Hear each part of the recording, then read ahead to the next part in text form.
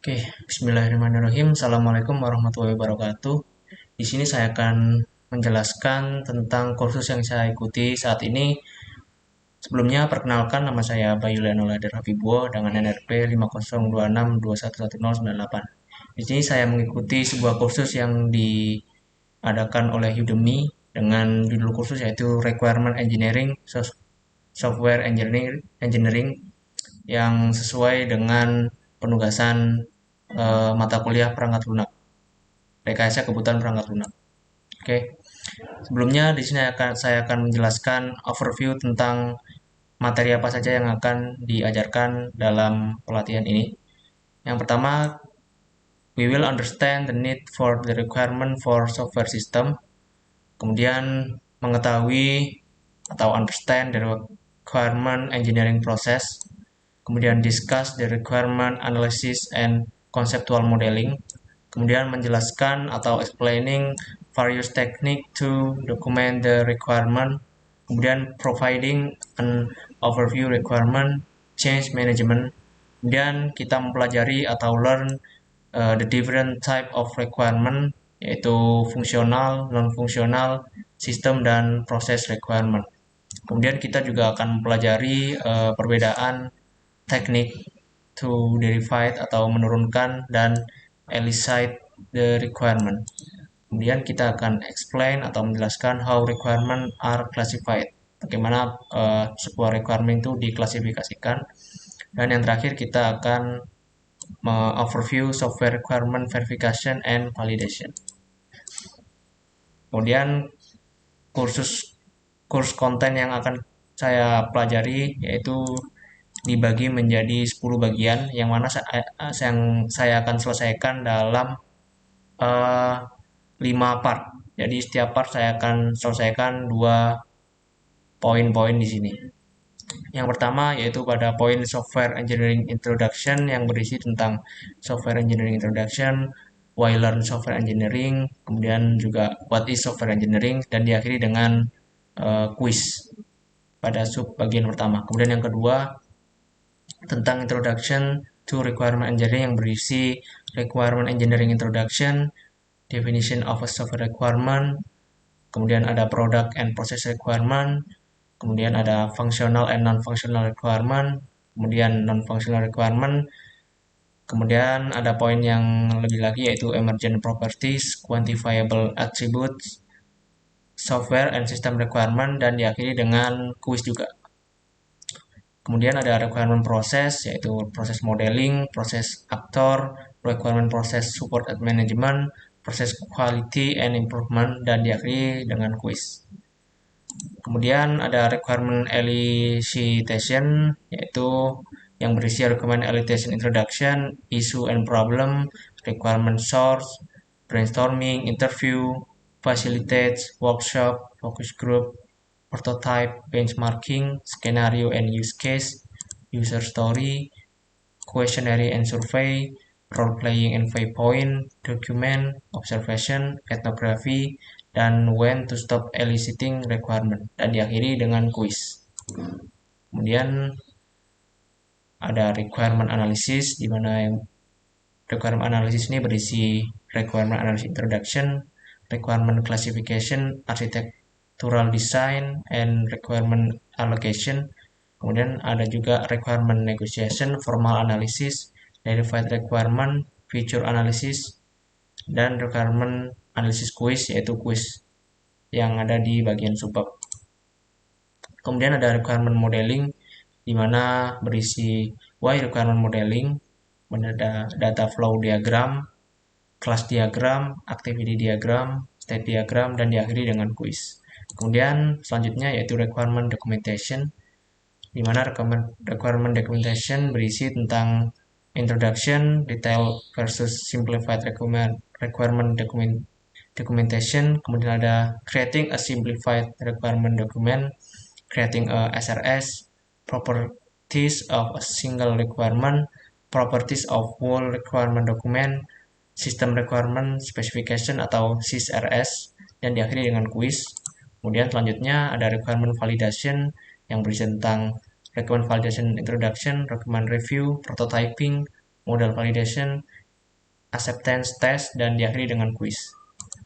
Lalu selanjutnya ada requirement management and practical consideration yang berisi tentang change management, change control, status tracking, version control, requirement traceability metrics, how does agile manage change, how to limit change and change impacts, dan diakhiri dengan quiz.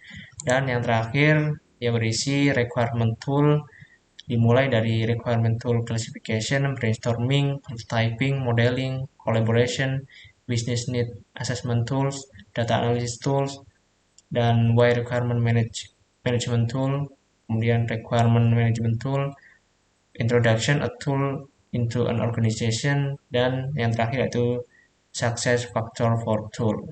Nah, ini yang akan saya pelajari dalam mengikuti kursus ini yang diadakan dan dibuat oleh Bapak Mej Kosti. Oke. Oke, tanpa berlama-lama, langsung saja saya akan presentasikan part pertama, di mana part pertama ini saya telah menyelesaikan bagian 1 dan 2. Kita tunjukkan sebentar progres saya. Ya, di sini. Nah, di sini yang sudah tertentang berarti saya sudah menonton videonya dan mempelajari apa yang ada dalam isi video tersebut. Ini sampai poin 12, di mana ini section kedua ya. Langsung saja saya akan mempresentasikan rangkuman materi dari section 1 dan 2.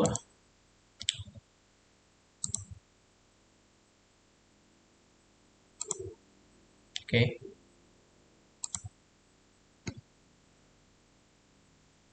Inilah, perkenalkan nama saya Bailan Lander Habibullah dengan NRP 5026211098. Di sini saya akan menjelaskan rangkuman yang saya pelajari dalam pelatihan di Udemy dengan judul Software Requirement Engineering part pertama.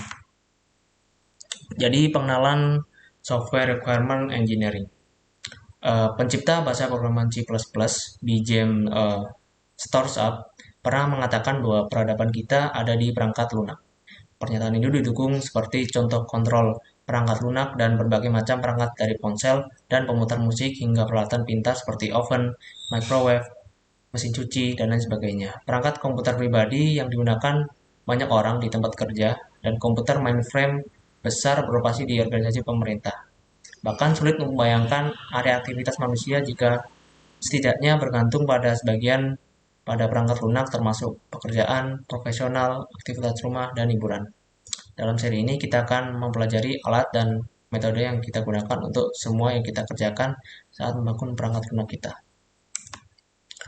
Nah, kemudian yang kedua, mengapa belajar rekayasa perangkat lunak? Nah, mengapa kita perlu belajar hal tersebut? Terutama jika saya melakukan pekerjaan dengan baik dalam membuat dan menjual perangkat lunak. Yang pertama, mengembangkan perangkat lunak.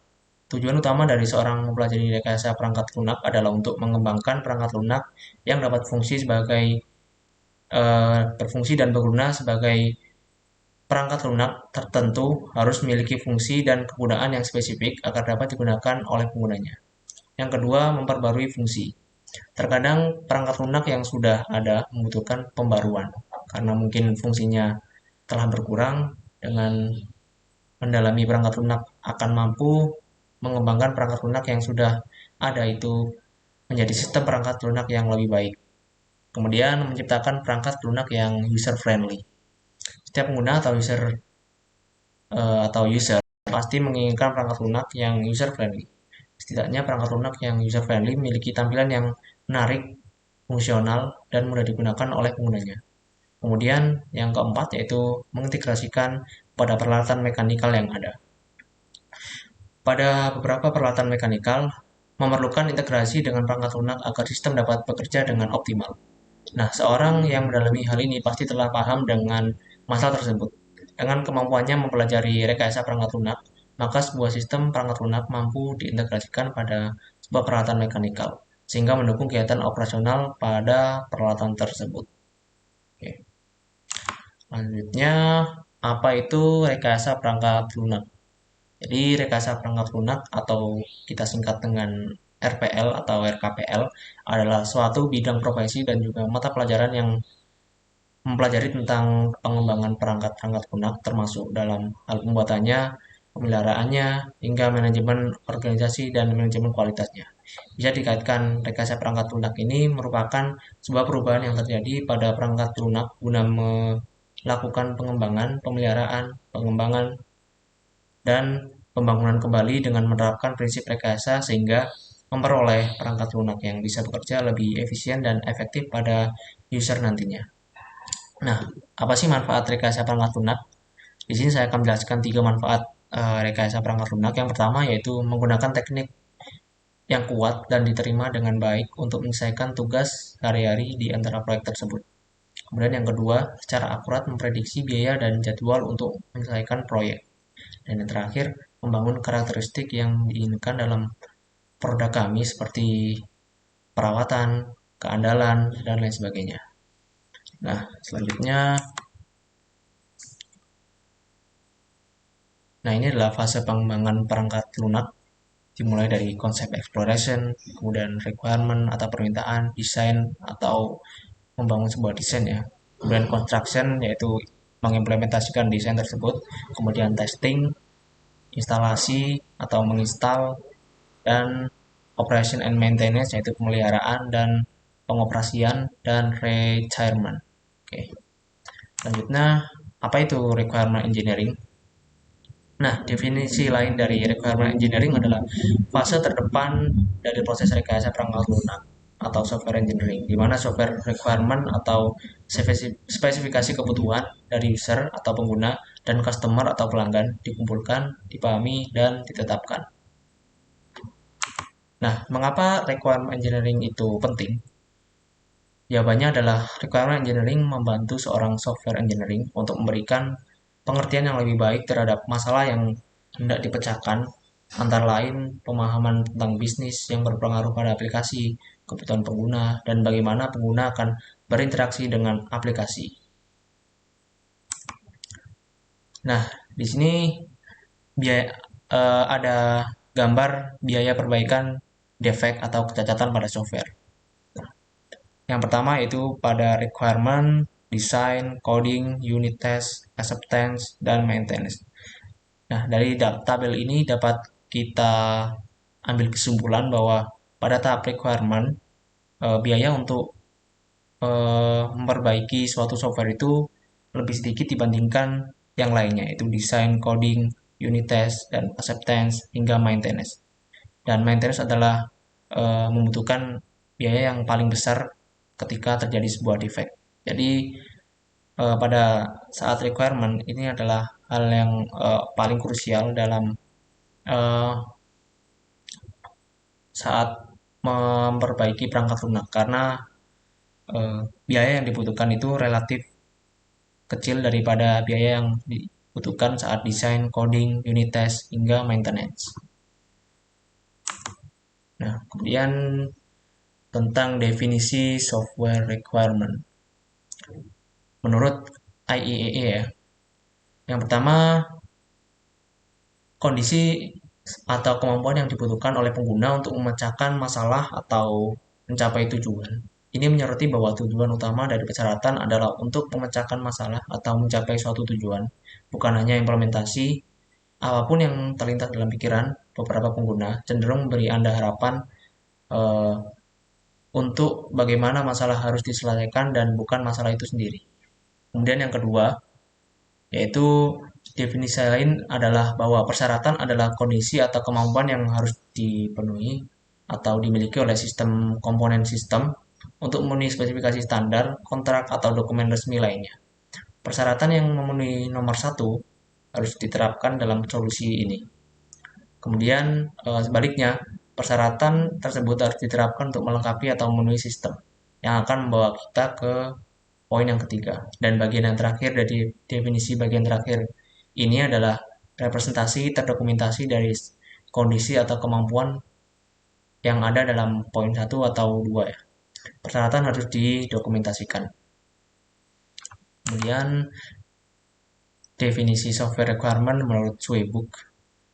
Definisi lain yang ditemukan dalam rekayasa perangkat lunak Book of Knowledge atau Swebook. Persyaratan properti yang harus ditunjukkan oleh perangkat lunak dikembangkan atau disesuaikan untuk memecahkan masalah tertentu. Kemudian ada product and process requirement. Nah, requirement dapat dibagi menjadi dua kategori. Yang pertama yaitu requirement product dan proses requirement product. Nah, menjelaskan perangkat lunak yang dibuat, sedangkan requirement proses yaitu merupakan batasan dalam bagaimana perangkat lunak akan dibuat. Product requirement dan proses requirement terkait erat. Oke, product requirement bisa dikatakan menspesifikasikan implementasi yang dibutuhkan untuk mendukung proses requirement. Misalnya, persyaratan bahwa produk dapat dipelihara yang merupakan product requirement seringkali ditangani dengan menerapkan persyaratan untuk mengikuti pengembangan tertentu. Gaya panduan, gaya proses, peninjauan atau inspeksi itu adalah product requirement. Sementara itu, proses requirement dapat diatur untuk menentukan aktivitas yang diperlukan untuk mendukung persyaratan produk. Misalnya, persyaratan biaya pengembangan maksimum yang merupakan proses requirement dapat ditetapkan untuk membantu mencapai persyaratan harga jual maksimum yang mencapai product requirement. Kemudian tentang requirement itu dibagi menjadi dua, yaitu requirement fungsional dan non-fungsional. Nah, kebutuhan fungsional adalah kebutuhan yang berisi proses apa saja layanan yang nantinya harus disediakan oleh sistem, mencakup bagaimana sistem harus bereaksi pada input tertentu, kemudian juga pada sistem dan situasi tertentu ya. Kebutuhan fungsional sangat bergantung dari jenis perangkat lunak, pengguna sistem, dan jenis sistem di mana perangkat lunak tersebut digunakan. Kebutuhan fungsional dapat dicari dari pertanyaan, misalnya, apa yang harus sistem lakukan? Karena kebutuhan fungsional harus dapat menggambarkan layanan-layanan yang harus diberikan secara mendetail. Contohnya, untuk kebutuhan fungsional yaitu yang pertama, sistem dapat melakukan input pendataan buku. Yang kedua, sistem dapat melakukan input pendataan anggota. Dan contoh yang ketiga, sistem dapat melakukan transaksi peminjaman. Nah, sedangkan kebutuhan non-fungsional itu adalah kebutuhan yang menitikberatkan pada properti perilaku yang dimiliki oleh sistem. Kebutuhan non-fungsional juga sering disebut sebagai batasan layanan atau fungsi yang ditawarkan sistem. Contoh dari kebutuhan non-fungsional adalah sistem dapat dijalankan oleh beberapa software web browser, diantaranya Microsoft Edge, Google Chrome, dan Mozilla Firefox. Kemudian yang kedua, proses dari pengguna membuka sebuah artikel untuk dibaca sampai mengeluarkan tampilan berlangsung tidak lebih dari 10 detik. Nah, ini tentang performance ya.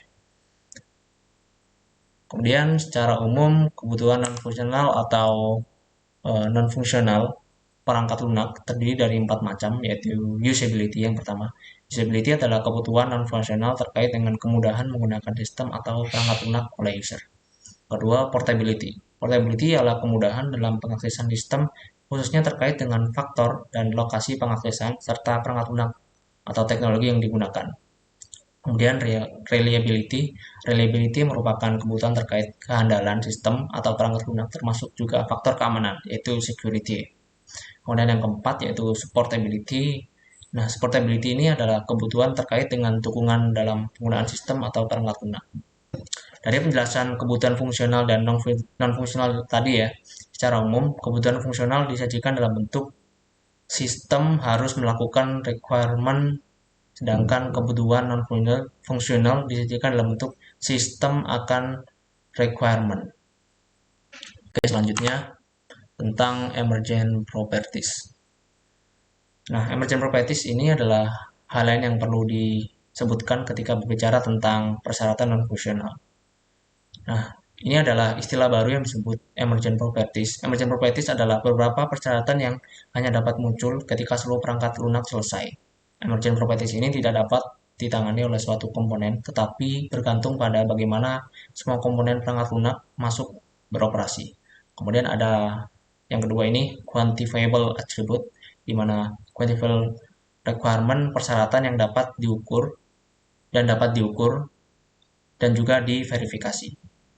Oke, selanjutnya Selanjutnya akan bersambung pada part 2 karena keterbatasan waktu yang diberikan yaitu 15-30 menit. Jadi saya cukupkan untuk part ini, part pertama, dan saya akan lanjutkan part kedua tentang bab section 3 dan 4. Baik, terima kasih atas perhatiannya. Sekian dari saya. Terima kasih. Wassalamualaikum warahmatullahi wabarakatuh.